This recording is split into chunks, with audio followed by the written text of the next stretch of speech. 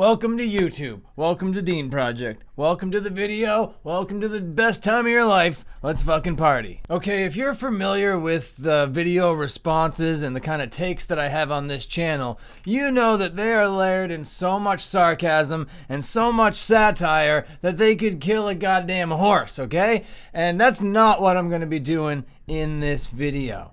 In previous videos, you know, I'd get mad at Dr. Disrespect for having a mullet that was fake. I'd get mad at Danny Gonzalez for having a nutcracker in his video, because that's my thing. And these are all supposed to be satirical, lighthearted, I don't really mean them kind of jokes. But today we're being honest. Today we're being very serious. Today we're taking this subject matter very, very, very truthfully and candidly. I'm going to be responding to Starkiller's video that came out like a couple weeks ago. I'm a little bit late to this thing. This thing came out on like January 3rd, and it's his video about how 2020 was the best year of his life, you friggin' jerk.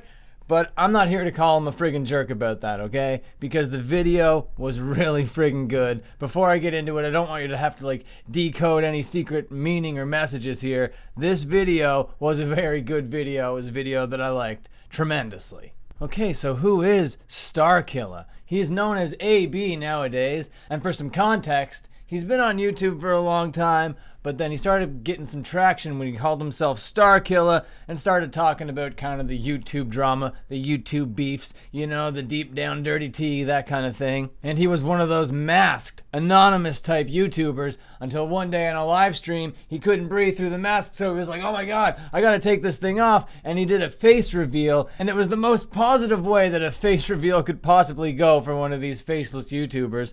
Because, you know, the mask could come off, you can come up from behind the screen, and you can be ugly as a motherfucker, and you're gonna disappoint a whole shit ton of people. But when you take off that mask, and you're as rugged and as handsome as AB is, you can get away with that kind of stuff. So I think that that was the best move for his career. And moving forward, I think only positive things were gonna come from seeing that handsome visage. But he had to be kind of sensitive going into this kind of video because he knew that 2020 isn't really known for being a great year for a lot of people. So for him to come out and be like, hey yo, 2020 was sick, am I right?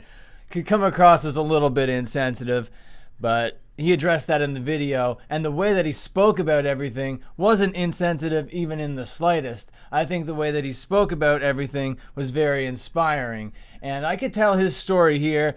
I could like recap it if you want, but that's not really the point. If you're really super interested in it, you should go watch AB's video on it because it was really fantastic. But what I'm going to do is I'm just going through my memory here, okay? So I'm going to go through my memory, and I'm going to talk about the things that like stood out to me the most. I'm not really known as a vlog viewer, okay? So when I was clicking onto this video, a 40 some odd minute vlog type video, I knew I was strapping in for something that I might not particularly enjoy. But when I first started, it was very apparent to me that, okay, what we got here is a little bit of a vlog. But the way it was narrated, the voiceover to it, you could tell a lot of like time and work and passion was put into that to make that all make sense and to edit that and to like make sure the narrative was cool.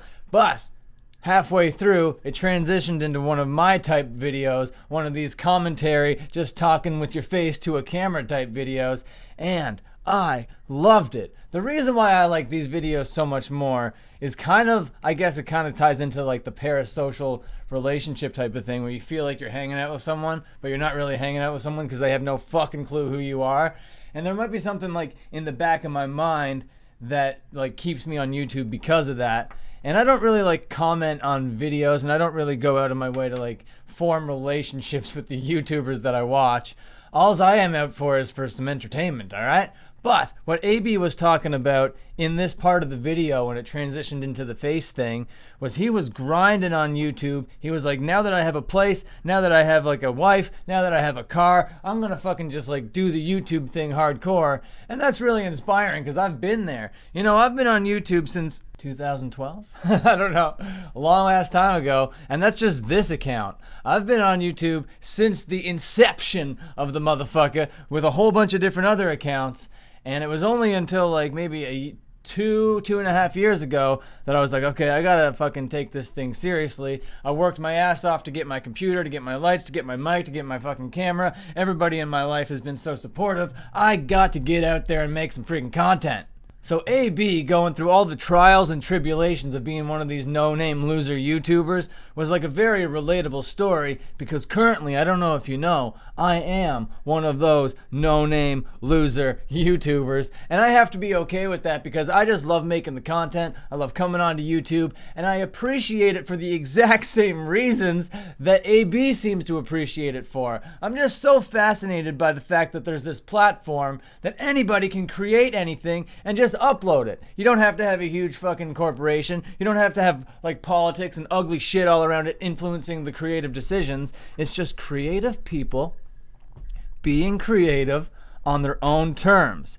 And that's only one part of it that I find so sick. I find like the building an audience and creating that relationship, and then like having insider things between each other and like a fucking community at large. I think that's so cool that YouTube can create that from just some guy in his goddamn room with a shitty light and a shitty mic and a shitty camera just fucking gabbing at the microphone.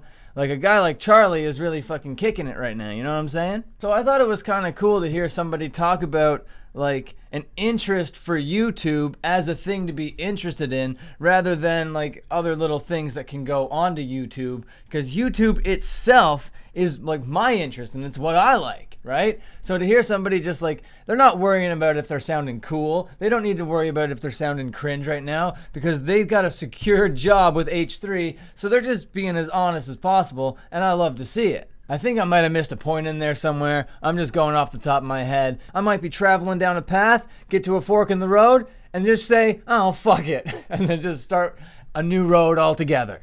Just like I did. I digress. Oh man, I gotta move on. So I guess the whole point that I'm trying to make is, at the end of AB's video, he was saying like, I hope I don't come across as like insensitive, and I hope that this is like inspiring to some people and not flexing. And I took it more as an inspiring story rather than a flexing story. Cause yeah, people can be out here grinding on YouTube. Some people get lucky earlier. Some people just are like more skilled than other people and deserve to get it. You know what I mean?